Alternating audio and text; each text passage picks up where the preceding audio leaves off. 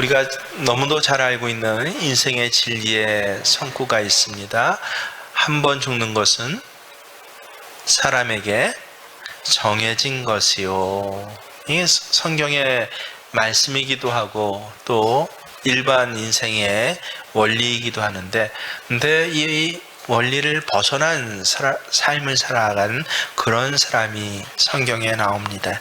바로 죽음을 경험하지 않고 한 번 죽는 것은 사람에게 정해진 것인데 죽음을 경험하지 않고 곧장 천국에 들어간 사람이 있습니다.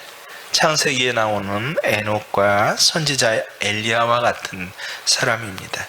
죽지 않고 그대로 살아서 천국에 들어간다는 것, 참 특별하고도 복받은 일 아니겠습니까? 그런데 한 번 죽는 것은 사람에게 정해진 것이요. 그 다음에 뭐예요? 그 후에, 죽은 후에 심판이 있으리니 하는데, 반대로 이와 같이 죽은 후에 하나님 앞에서 심판을 받는데, 근데 죽지도 않았는데도 심판받은 그런 사람도 나옵니다. 곧바로 죽지도 않았는데 지옥에 떨어진 사람이 있는데, 오늘 성경에 보니 바로 이 사람들에 대해서 말씀하고 있습니다. 민수기 16장에 보면요, 고라, 다단, 아비람, 이 족장들과 그의 처자들, 가족들과 그의 아이들을 포함해서 모든 사람이 이렇게 죽었다라고 나와 있습니다. 그래서 16장 33절에 보면 명확하게 뭐라고 하십니까? 그들과 그의 모든 재물이 산채로 스올에 빠지며, 살았는데 지옥에 갔다는 거예요. 스올에 빠지며 땅이 그 위에 덮이니 그들이 회중 가운데서 망하니라. 죽음을 보지 않고 하나님 앞에 곧장 간 가장 복받은 아주 특별한 인생이 있다면, 죽지도 않았는데 곧장 지옥으로 떨어진 가장 저주스러운 그런 인생이 있기도 합니다. 그럼 왜 이 사람들은요 이렇게 죽지도 않았는데 산채로 지옥에 떨어지게 되었을까요? 그 이유는 오직 한 가지입니다. 하나님께서 이 대제사장을 임명하는 과정 속에서, 아니야, 오직 아론만 대제사장이 될 수 있고 아론만이 내 앞에서 제사를 집례할 수 있어 라고 했는데, 그런데 여기에 대해서 불만을 품을 뿐만 아니라 사람들을 선동했던 그런 사람입니다. 민수기 16장 3절에 보면 이들이 어떻게 말하는지 그 내용이 나옵니다. 그들이 모여서 모세와 아론을 거슬러 그들에게 이르되, 너희가 분수에 지나도다. 회중이 다 각각 거룩하고 여호와께서도 그들 중에 계시거늘 너희가 어찌하여 여호와의 총회 위에 스스로 높이느냐. 이른바 하나님이 아론만이 대제사장이야 라고 하니까 이들의 하는 말이 뭐예요? 왜 아론만 거룩해? 우리는 하나님의 백성이니까 우리가 다 거룩한 거지, 왜 아론만이 대제사장이 되어서 제사를 드릴 수 있어? 우리도 제사 드릴 수 있어 라고 하는 것으로 사람들을 선동했다는 것입니다. 실제 이 선동에 아주 앞에 쓴 사람이 고라예요. 근데 고라를 가만히 봤더니 고라가 무슨 지파입니까? 레위 지파예요. 아니, 나도 레위신데, 같은 레위 지파인데 왜 아론만이 제사의 임무를 할 수 있어? 나도 하고 싶어, 나도 할 수 있어 라고 하는 것입니다. 여기 함께 손가락으로 꼽을 정도로 가장 극렬하게 참여했던 아비람 같은 경우에는요, 장자 지파예요. 르우벤 지파의 그 족장 가문입니다. 사회적으로 보나 형제지간으로 보나 장자인 내가 제사를 드려야지, 제사장이 돼야지, 왜 아론만이 제사장이 돼? 라고 하는 것입니다. 그래서 그들이 생각하기는 어때요? 이건 우리의 상식에 맞지 않아, 또 내 감정에 맞지 않아 라고 모세를 향해, 아론을 향해 반항을 했습니다. 근데 이게 얼마나 설득력이 있었는지요. 이 대표적인 세 가문뿐만 아니라 250명이나 되는 족장의 가문이 함께 가담해서 맞아 그래 이제 다수결로 한번 정해보자, 이런 식으로 그렇게 회중을 선동했다라고 하는 것입니다. 하나님께서 여기에 대해서 어떻게 정하십니까? 앞에 말씀드렸다시피 고라, 다단, 아비람은 산채로 땅에 갈라져 음부에 떨어지고 땅이 합쳐져 버렸습니다. 그리고 함께 따랐던 족장 250여 가문은요, 그 자리에서 불태워져 죽습니다. 너무너무 끔찍한 광경이에요. 우리 눈앞에 이 광경이 벌어지고 있다고 생각해 보십시오. 그러면 그걸 바라보는 백성이라면 당연히 두려워해야죠. 근데 참 희한하게도 두려워하지 않았다는 거예요. 이걸 보면서도 이런 심판을 목격하고도 그 다음 날에 계속 모세와 아론을 향해서 이번에 뭐라고 하냐면요, 민수기 16장 41절에 보면 정확히 나옵니다. 이튿날 이스라엘 자손의 온 회중이 모세와 아론을 원망하여 이르되 너희가 여호와의 백성을 죽였도다. 이 심판이 하나님께서 심판하신 것인데 하나님을 향하여서는 손가락질할 수 없으니까 누구를 향해서 계속 손가락질하는 거예요? 모세와 아론을 향하여서. 하나님이 죽이셨는데 아니야, 너 때문이야, 네가 죽였어 라고 그렇게 계속해서 비난을 했더라라고 하는 것입니다. 그러자 하나님께서는 이번에 이렇게 비난을 계속하는 이스라엘 백성들에게 어떻게 하셨습니까? 여러분, 그 유명한 연병을 내리셨습니다. 그래서 14,700명이란 엄청난 사람이 또 그 자리에서 죽게 됩니다. 그러자 14,000명이나 죽고 나서야 한 200명 죽어서 60만 명이나 되는데요, 뭐 한쪽에서 일어난 일처럼 수근수근 여전히 수근했던 사람들이 눈앞에서 14,000명 700명이 한꺼번에 죽어나자 그러자 어떻게 했어요? 잠잠해졌더라 라고 하는 것입니다. 분명히 이제 앞으로 당분간은 이 순한 양처럼 모세의 지도력에 복종할 것이 예상이 됩니다. 근데 하나님께서는 여기서 그치지 아니하고 연이어서 한 가지, 이 사건과 관계돼서 한 가지 놀라운 신기한 일을 행하시는데 그게 뭡니까? 오늘 본문입니다.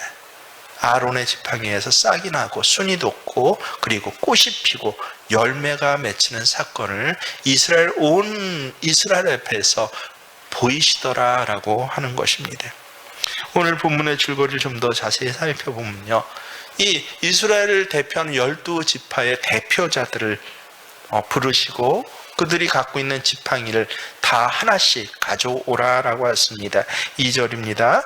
너는 이스라엘 자손에게 말하여 그들 중에서 각 조상의 가문을 따라 지팡이 하나씩을 취하되 곧 그들의 조상의 가문대로 그 모든 지휘관에서 지팡이 12를 취하고 그 사람들의 이름을 각각 그 지팡이에 했을 때 하나씩 가져와라 하는 것도 아니라 아주 정확하게 이 지팡이는 누구 거야 라고 해서, 예를 들어서 시몬, 루벤, 레위 해서 각 지파에 그 자기 거라는 이름의 서명을 거기 각자 하게 했다라고 하는 것입니다. 근데 그 지팡이라고 하는 것이요, 이 지파하고 연결되는데 이 히브리어 이 어떤 음운하고 관계가 됩니다. 마타예요. 지팡이가 히브리어로 마타인데 놀랍게도 종족도 히브리어로 마타입니다. 마치 우리가 먹는 배도 배고 또 타는 배도 배처럼 지팡이도 마타고 종족 가문도 마타, 같은 마타인 것입니다.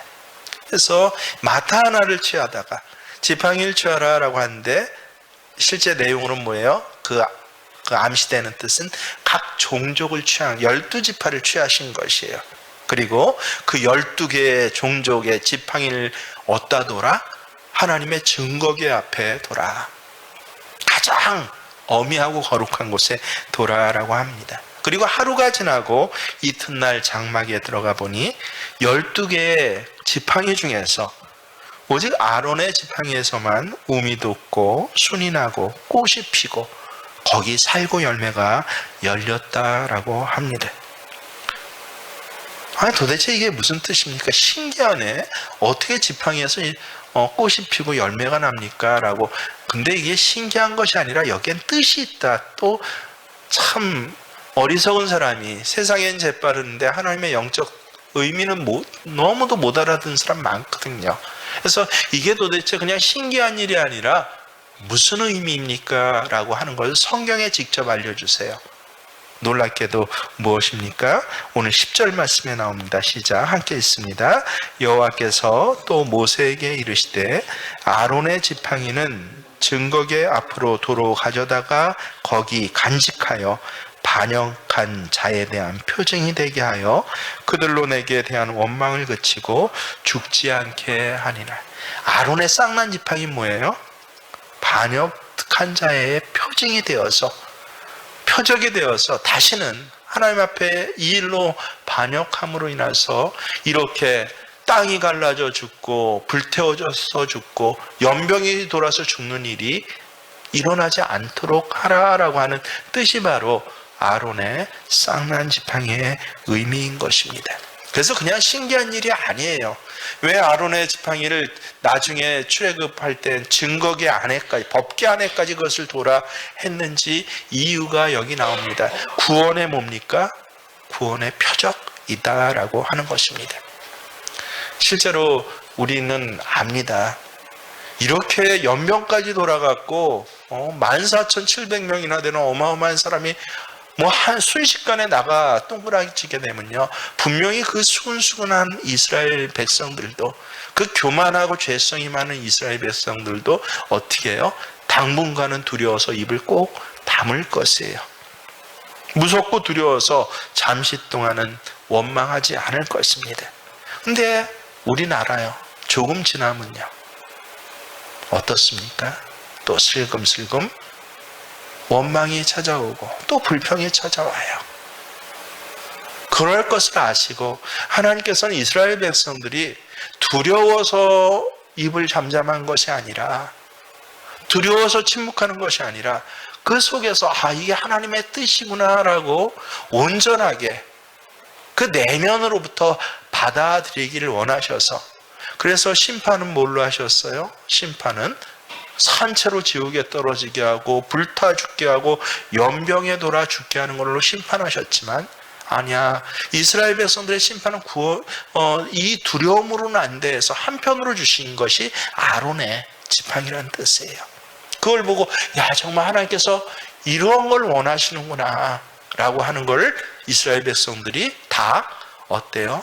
자원해서 기쁘게 감사해서 공감하기를 원하셔서 주신 것이 아론의 쌍난 지팡이다라고 하는 것입니다. 그래서 이 아론의 지팡이, 우리 흔히 그러는데요, 이 쌍난, 아까 뭐라고 그랬죠? 쌍난 지팡이가 히브리어도 뭐다? 마타, 그리고 종족도 마타라고 했잖아요. 이 마타라는 것이 이 사건 이후에 성경에서 굉장히 중요한 핵심이 된다는 것 여러분 아십니까? 흔히 주일학교만 다니면 아론의 지팡이가 싹이 났대요. 노래도 있죠. 춤도 모션도 있던데 그걸로 끝나지만, 쌍난 지팡이가 중요한 게 아니라 이 쌍난 지팡이의 의미가 무엇이냐예요. 이후에 이사야 선지자를 통하여서 뭐라고 말씀하십니까? 이새의 줄기에서 한 싹이 나며 그 뿌리에서 한 가지가 나서 결실할 것이요 라고 말씀하십니다. 이 싹이 누굽니까? 영어 성경으로 보면 로드라고 나왔어요. 지팡이예요. 이새라는 사람의 줄기에서 한 지팡이가 난대요. 다윗을 통해서 오신 예수 그리스도를 가르치는 것임을 우리는 알게 됩니다. 스가랴서 6장 12절에도요, 보라, 싹이라 이름하는 사람이 자기 곳에서 돋아나서 여호와의 전을 건축하리라 라고 말씀하십니다. 여기 싹이라고 하는 것은 나뭇가지를 의미합니다. 영어로 브랜치예요. 이 순이라는 가지가 자기 곳에서 돋아나서 여호와의 전을 건축하게 될 터인데, 이 전을 건축하는 싹이 누구입니까? 예수 그리스도를 의미합니다. 신약성서 요한복음 5장 39절에서 예수님께서는 직접 여기에 대해서 설명을 해주세요. 너희가 성경에서 영생을 얻는 줄 생각하고 성경을 연구하나니, 성경을 말씀을 이렇게 보는데 여기 바로 영생의 진리가 있는데 이 성경이 곧 내게 대하여 증언하는 것이라 라고 말씀하십니다. 그래서 구약의 사건은 예수 그리스도에 대해서 증언하는데, 특별히 아론의 지팡이는요, 그냥 신기한 기적 사건이 아니라 바로 싹이신 예수님, 지팡이에서 생명으로 그렇게 열매 맺게 하시는 예수님, 그 예수님을 알려주시고 증언하신다라고 하는 것입니다. 하나님의 언약궤 앞에는 많은 지팡이들이 있었어요. 하지만 오직 아론의 지팡이에서만, 하나님께서 말씀으로 정하신 아론의 지팡이에서만 꽃이 피고 열매가 나게 하셨다. 오직 예수 그리스도만이 우리에게 생명을 주시고 열매를 주신다라고 하는 것입니다. 이 민수기의 이 사건 언제 일어납니까? 출애굽기에 일어납니다. BC 1500년 안팎의 사건이에요. 지금으로부터 하면 3500년 전의 사건입니다. 그런데 오늘날에도 이와 비슷한 소란들이 많이 있습니다. 성경을 모르면 뭐예요? 꼭 예수님만으로 구원을 받아야 하냐? 우리가 각기 거룩한 사람들인데 꼭 아론으로만 제사를 드려야 하나님께서 받으시냐? 아니, 이젠 우리가 성경에도 봐면 이제 성경 말씀을 또 거기 막 외우고 가죠. 우리도 이제 그건 구약의 일이지, 우리도 제사장들인데 아니에요. 꼭 예수 그리스도를 통해서만요. 심지어 여기 종교다원 자들이 요새 얼마나 판을 치는지 모릅니다. 기독교에 대해서 굉장히 영적 공격을 하면서, 야, 기독교보다 더 아름답고 도덕적인 종교들이 얼마나 많은지 몰라. 심지어는 요새 드라마에서까지 교회를 비난하는 암시적인 그러한 어떤 배경들이 많이 나온다며요.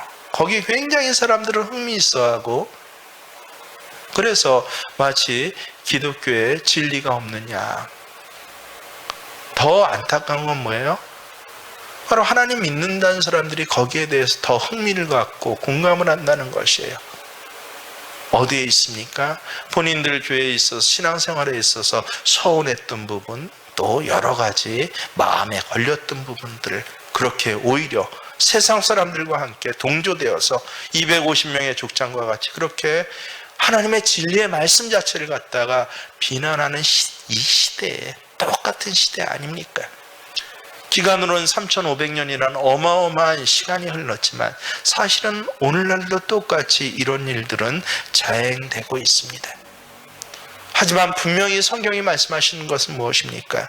다른 이로서는 구원을 얻을 수 없나니 천하인간의 구원을 얻을 만한 다른 이름을 우리에게 주신 일이 없음이더라라고 하십니다. 다른 어떤 이들로, 또 성경 말씀하신 이 진리의 말씀 외에 어떤 사상과 해석과 그리고 어떤 접근법으로도 이 말씀, 하나님께서 정하신 이 말씀을 나름대로 왜곡하고 어겨선 안 돼라고 하는 것입니다. 그것이 바로 아론의 쌍난 의미의 신학적인 그런 원리이고 원칙입니다. 네, 신학적인 원칙뿐만이 아닙니다. 아론의 지팡이에서만 싹이 난 것은 이렇게 예수 그리스도와 연합된 자로서만이 싹이 나고 열매를 맺는 인생을 산다라고 하는 아주 분명한 메시지를 우리에게 전해주는 것입니다. 레위인은요, 그냥 다른 지파하고, 이스라엘 12지파하고 똑같아요. 지파 중에 하나, 그것도 아들 중에 레위는 루벤, 레위, 셋째 아들이죠. 셋째 아들이에요. 12아들 중에 셋째 아들에 불과한데 왜 레위만을 하나님께서는 하나님의 제사장 가문으로 삼으셨나? 왜 레위의 지팡이에서만 싹이 나게 하셨나? 라고 하는 것은요, 여러분, 하나님께서 그렇게 선택하고 정하셨다, 일방적인 은혜다라고 하는 것입니다. 사실 레위가 태어났을 때 이름조차 레위라고 지은 것은 하나님의 은혜예요. 레위의 뜻이 무엇입니까? 하나님과 연합되었다라고 하는 뜻입니다. 그러니까 레위 지파에서 싹이 났다라는 의미는요, 여러 12지파가 있지만 더 훌륭한 지파가 얼마나 많습니까? 창세기의 12지파에서 저는 가장 훌륭한 지파는 요셉 지파라고 생각해요. 나머지 11지파를 다 먹여 살리지 않았습니까? 대제국 애굽에서 세계를 경영하지 않았습니까? 그런데도 왜 그 보잘것없는 레위 지파입니까? 라고 하는 것은 레위는 하나님과 연합된 지파야. 그 이름값 자체로 그런 삶을 살도록 하나님께서 정하셨고 레위는 그것을 받아들인 것입니다. 예수 그리스도와 연합된 자만이 그 인생의 운이 돋고 순이 나고 꽃이 피고 열매를 맺습니다. 반면에 아무리 유능하고 뛰어나더라고 할지라도 하나님과 연합되지 않고서는요, 어때요? 열매 맺지 결코 못한다라고 하는 것입니다. 우리말에 구목나무에 꽃이 핀다라는 말이 있죠. 실제 어떻습니까? 살아가면서 참 일어나기 힘든 희한한 일들인데 마치 로또 복권 맞듯이 어쩌다 한번 일어날 때, 그럴 때 야, 참 신기하면서 하는 말이 뭐예요? 구목나무에 꽃이 핀다라는 말입니다. 그리고 그냥 비유가 아니라 실제 구목나무에 꽃 피는 경우를 저는 한 몇 번 본 것 같아요. 한 1000년 된 구목나무인데 거기서 싹이 나고 다시 꽃이 피는 것을 제 눈으로 보면서 얼마나 신기했는지 모릅니다. 그리고 어떤 때는요, 때때로 죽은 막대기에도 꽃이 핀 것처럼 보이는 때가 있어요. 그럼 백화점이나 이런 데 가보세요. 야, 그 큰 매장에, 아니 저 매장에 어떻게 저렇게 대나무 꽃이 피었지라고 신기해갖고, 매장이 큰데 힘들지만 거기까지 앞에 가서 만져보기까지 합니다. 정말 살아있는 대나무 꽃이 거기 피어있는 거예요. 한켠에 매장 한켠에 쭉 장식을 해놨는데 너무 신기해서 가서 만져봤더니 입이 딱딱해요. 뭘 꽂아놓은 거예요? 거기 조화를 꽂아놓은 것입니다. 그래서 죽은 막대기에 열매가 맺힌 것처럼 보일 수도 있어요, 때때로는요. 그런데 그것은 진짜가 아니라 가짜입니다. 오로지 지팡이에서 꽃이 피는 것은요, 아론의 지팡이밖에 없다라고 하는 것입니다. 여러분, 고목나무도 나무예요. 지팡이와 고목나무가 틀린 점은 무엇입니까? 어디에 있습니까?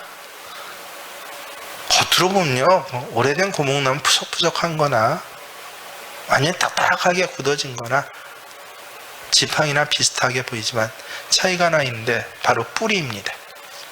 꼭 기억할 수 있어. 고목나무는 아무리 보잘것없고 아무리 이미 죽어버린 것 같아도 그 뿌리가 살아있습니다. 하지만 지팡이는 어때요? 아무리 화려하게 보이고 생기있게 보여도 그 뿌리가 없는 것이 지팡이다라고 하는 것입니다. 기억하십시오. 뿌리가 없으면 아무리 겉으로는 좋아 보여도 그것은 지팡이입니다. 근데 나무가 꽃이 나고 열매 맺는 법이 성경에 봤더니 오늘 우리는 깨달아야 해요. 두 가지 방법이 있구나. 하나는 어때요? 지상에 흙 밑에 뿌리를 내려서 열매 맺기도 하고, 또 하나는 하나님께서 열매 맺게 해주시는데 보이지 않는 뿌리가 어디에 맺혀 있습니까? 하나님의 말씀에 쭉 뻗어 있을 때, 영적인 말씀에 쭉 뻗어 있을 때, 그럴 땐 바로 그렇게 뻗어 있는 아론의 지팡이에서 싹이 나고 열매를 맺게 하신다. 그것도 보통 열매입니까? 8절을 보십시오. 이튿날 모세가 증거의 장막에 들어가 본 즉 어떤 열매가 맺혔다고 합니까?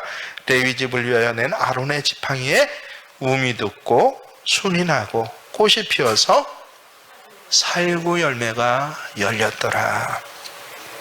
살구 열매라고 합니다. 여러분, 열매가 풍성하고 많기로 하면 포도 열매가 더 좋은 열매 아닙니까? 크고 탐스러운 것은 제가 아는 열매 중에서 복숭아 열매가 제일 크고 탐스러운 것 같아요. 멋진 것 같아요. 그런데 그런 열매들이 아니라 왜 하필이면 살구 열매라고 합니까? 이것도 히브리어를 알아야 그 뜻을 알아요. 살구가 아까 지팡이가 마차라고 그랬죠. 살구도 뭐예요? 살구도 샤케드예요. 근데 놀랍게도 살구가 이 샤케드라는 뜻은요, 살아있고 깨어있다라는 또 다른 의미를 가지고 있기도 합니다. 그래서 여러분, 지팡이에서 열매가 맺혔는데 그 열매가 뭐예요? 살아있고 깨어있는 열매가 맺혔다라고 하는 것입니다. 지팡이란 원래 권세와 능력을 의미합니다. 그동안 세상에서 많은 권세자들이 이 지팡이를 가지고 그 권세를 휘둘렀습니다. 무엇에 휘둘렸어요? 사람을 지배하고 통솔해 왔어요.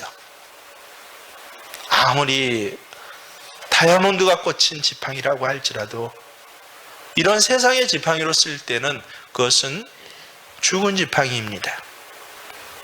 죽은 지팡이를 갖고 휘두를 수는 있을 것입니다. 그래서 사람의 길을 인도하고 버릇 없이 설친 자를 누르고 때려 눕힐 수는 있을 것입니다. 그런데 죽은 지팡이를 가지고 할 수 없는 일이 무엇입니까? 살려낸 일이에요. 생명을 살리는 일입니다. 아론의 지팡이는 분명히 지팡이였지만, 그래서 지팡이라는 데서는 이것도 이미 뿌리가 없는 죽은 것이었지만, 놀랍게 하나님께서는 거기에서 보이지 않는 영적 뿌리를 내리게 하시고, 그것도 단 하룻밤 사이에 순이 나고 꽃이 피고 열매 맺는 살아있는 지팡이로 만들어 주십니다. 하나님께서 보여주시려고 했던 것이 바로 이것입니다. 우리가 하나님의 말씀을 듣고 은혜 받고 눈물로 기도하는 것은요, 바로 살아나는 과정입니다. 우리는 가족을 살리고 민족을 살리는 하나님의 능력 때문에, 그래서 우리는 사람의 지팡이가 아니라 하나님의 지팡이인 것이에요. 보통 지팡이들은 모두 다 죽은 나무입니다. 뿌리가 없기 때문이지만, 그래서 우리도 세상 사람이 볼 땐 같은 지팡이로, 같은 사람으로 보이지만 영적인 눈이 조금이라도 열려 있을 때 우리는 살아있는 지팡이, 생명을 내는 지팡이가 되는 것입니다. 하나님의 말씀에 뿌리를 내릴 때, 그래서 아론이 드리는 제사는요, 하나님의 말씀에 뿌리 내린 제사예요. 하나님의 원칙에 뿌리낸 제사를 했을 때 거기서는 어때요? 죄가 씻겨지고 생명이 살려지고 치료되고 온전케 되고 회복된 일이 아론의 제사를 통해서 이루어지겠다. 근데 다른 어느 누가 아무리 제사를 드려도 그것은 다 하나님께서 뭐라고 치셔요? 거짓 제사래요. 그게 바로 아론의 지팡이의 의미인 것입니다. 그래서 오늘 우리가 드리는 예배는요, 여러분 살아있는 예배임을 믿으실 수 있기를 바랍니다. 근데 놀라운 것은 무엇이에요? 단 하루만 해도 싹이 나고 움이 돋고 그리고 가지가 나고 거기 꽃이 피고 열매가 맺히더라라고 하는 이 놀라운 말씀입니다. 이 세상에 있는 식물들은요, 아무리 유전자 조작을 한다 해도 하루 만에 싹이 나고 꽃이 피고 열매 맺을 수는 없습니다. 그러나 영적 세계는 그렇지 않다라는 것이에요. 싹이 나고 몇 년 혹은 몇십 년 지나서 열매 맺는 사람도 분명히 있습니다. 그러나 부흥이 올 때는 한꺼번에 수많은 사람들이 하루 만에 싹이 나고 꽃이 피고 열매가 맺히게 되는 것입니다. 세례 요한은 자기에게 나와서 세례받는 유대인들에게 회개에 합당한 열매를 맺으라라고 그렇게 선포합니다. 그 이유는 그 당시 사람들이 어때요? 회개의 싹은 어쩌다 나왔어요. 회개하라, 하늘나라가 가까웠다, 심판이 이르렀다 했더니 그 심판의 두려움을 가진 사람들 중에 요한 앞에 나와 물세례를 받으면서 회개의 싹을 내는 사람은 있었지만 열매를 맺지 못한 사람이 너무 많아서, 그래서 나중에 요한이 보니까 어때요? 아니, 너희가 세례받는 게 중요한 게 아니라 회개에 합당한 열매를 맺는 게 중요해라고 그렇게 선포하게 되었던 것입니다. 죄 짓지 말아야지 결심은 하지만 돌아서면 또 죄를 짓게 되는 것이 우리 인간의 고질적인 병 아닙니까? 우리에게는 회개에 합당한 열매가 잘 맺히지 않는 것이 큰 문제입니다. 그래서 우리는 고민을 하고 또 비통해 할 때가 있습니다. 어떤 경우에는 나 자신에 대해서 실망해 버리기도 합니다. 나 자신이 이미 생명을 잃어버린 딱딱한 지팡이가 된 것은 아닌지 실망스러워요. 그러나 바로 이런 지팡이와 같은 우리에게 열매를 맺히게 하기 위해서 예수님이 오신 것입니다. 우리가 예수의 피로 씻음받고 성령님이 우리 마음에 오실 때 우리는 저절로 열매가 맺히게 되어 있습니다. 어떤 때는 하룻밤 안에도 우죽순 같은 열매들이 나와 내 주변에서 내 가족 간에 맺혀질 수가 있는 것입니다. 실제로 죄도 떨어져 나가고요, 성품도 변하고 감정과 기질과 심지어는 좋아하는 음악이나 책이나 취미까지조차 다 변해버리는 경우를 저는 보았습니다. 이것이 바로 아론의 지팡이, 세상적으로는 뿌리가 없는 죽은 지팡이인데 그 아론의 지팡이에서 살아있는 열매가 맺히게 하신 그 기적이 눈에 보이는 증거로 나타나는 것입니다.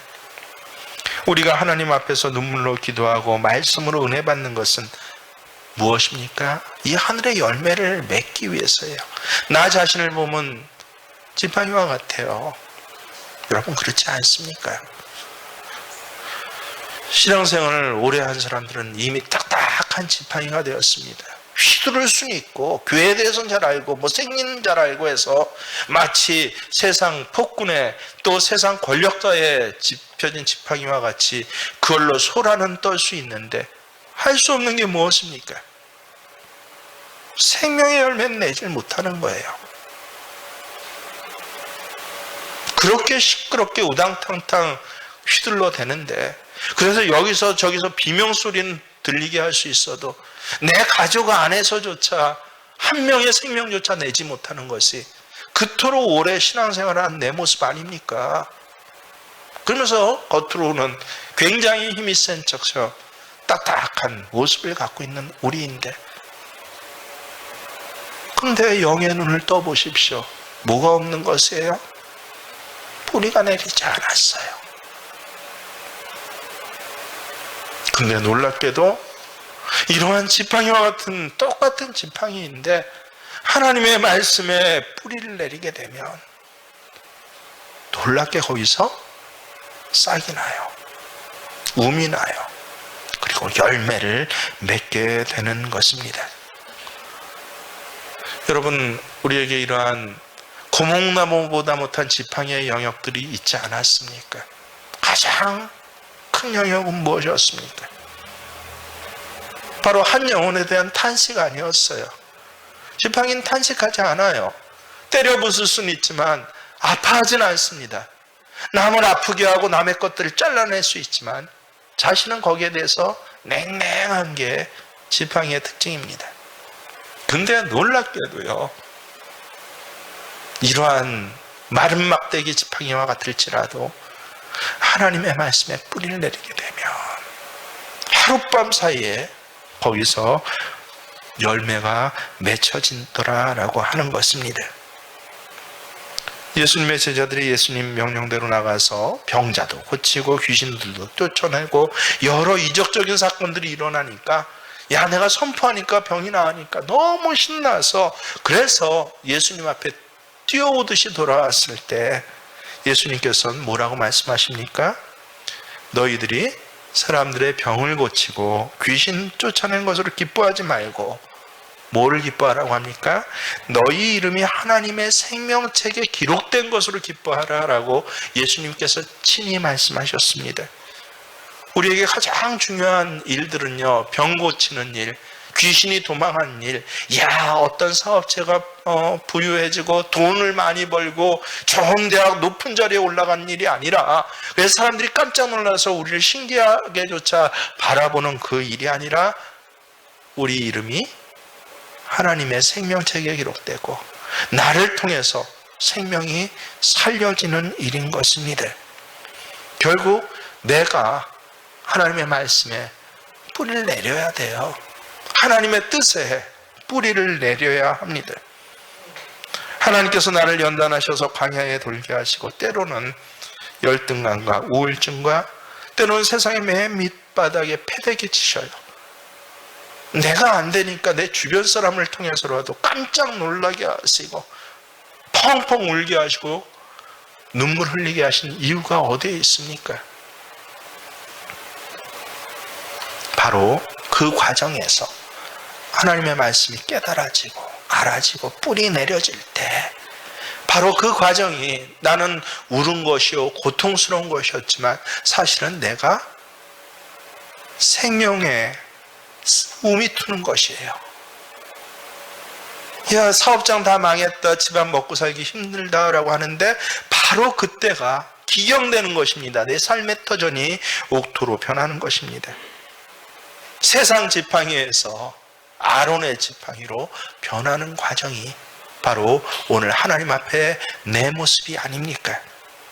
오늘 여러분에게 이 사실이 믿어지게 하여 주시고, 그래서 그저 세상 지팡이로 그렇게 살다가 그냥 불쏘시개로 태워진 자들이 아니라 지팡이와 같은 나에게도 뿌리가 내리고 그리고 우미 돋고 생명의 열매가 열리는 이 하늘의 생명의 일들이 이번 생명축제를 통하여서 내 가족을 향한 그 탄원과 섬김으로, 내 섬기는 태신자들을 향한 그 생명 애로의 출발로 있어지심이 믿어지시고 고백되시는 귀한 한 주간의 삶이 되시길 주의 이름으로 축원합니다.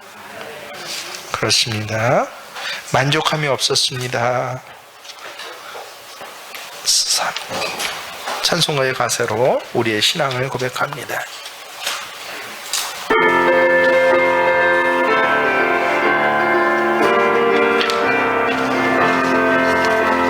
사람을 보며 세상을 볼 때 만족함이 없었네. 나의 하나님 그분을 뵐 때 나는 만족하였네. 저기 빛나는 세상을 보라, 또 저기 서 있는 산을 보아라. 천지 지으신 우리 여호와 나를 사랑하시니 나의 하나님 한 분만으로 나는 만족하겠네. 사람을 보며 세상을 볼 때 만족함이 없었네. 나의 하나님 그분을 뵐 때 나는 만족하였네. 동남풍아 불어라, 서북풍아 불어라. 가시밭에 가파 예수 향기 날리니 할렐루야 아멘. 가시밭에 가파 예수 향기 날리니 할렐루야. 우리 기도드릴 때 그렇습니다. 하나님, 세상에 힘센 지팡이가 되어서 한번 휘두르고 싶어서 이것저것 다 쫓아봤지만 결국은 만족함이 없었음을 고백하게 하신 거 감사를 드립니다. 이제 이 귀한 영혼의 구원의 날을 통하여서 먼저 우리가 하나님의 생명 말씀에 뿌리 내리게 하시고, 나를 통하여서 이젠 더 이상 때려부신 일들이 아니라 살려지는 일들이 일어날 수 있도록 주님 도와주시옵소서. 가족의 영혼이 살아나게 하시고, 또 내 친지들의 인생의 운명이 저 수월의 심판으로부터 하나님 생명의 역사로 살아난 이 놀라운 일들이 오늘 너희가 모두 다 하나님의 제사장이고 하나님의 백성으로 우리를 지팡이 삼아주시되 아론의 쌍난 지팡이, 생명의 지팡이 삼아주신 주의 역사로 인하여서 동일하게 일어날 수 있도록 주님 도우시며 인도해 주시옵소서. 한 주간의 삶의 자리 이렇게 살리는 일들이 나를 통하여서 일어나길 원하옵나이다. 아론의 수염에 흘러넘친 그 향기로운 기름의 향기가 내 가족 안에서, 내 친지들 안에서 이웃 안에서 또 내가 기경하는 모든 농사의 지경 안에서 일어나기를 원하옵나이다. 하나님, 한 주간 생명의 역사로 나와 함께하여 주시옵시고, 또 이 과정 속에서 있어지는 여러 문제 가운데 하나님께서 내 기질로부터 내 삶의 자리까지 딱딱한 돌밭, 또 컴컴한 그늘밭이 아니라 사람에게 늘 밟히고 이리저리 휘둘리는 길가의 밭이 아니라 하나님의 옥토로 바꾸어 주시옵소서. 이제는 우리 주 예수 그리스도의 은혜와 우리 하나님 아버지 지극하신 사랑하심과 성령님께서는 아멘, 아멘으로 고백하는 그 선언의 고백마다 그 자리에 함께 하셔서 능력이 되시고 힘이 되시고 역사하시고 역정케 하시는 그 귀한 동행하심이 모든 생명교회 예배자들에게 함께 하시기를, 그 삶의 기경 가운데서 함께 동행하시기를 간절히 축원하옵나이다.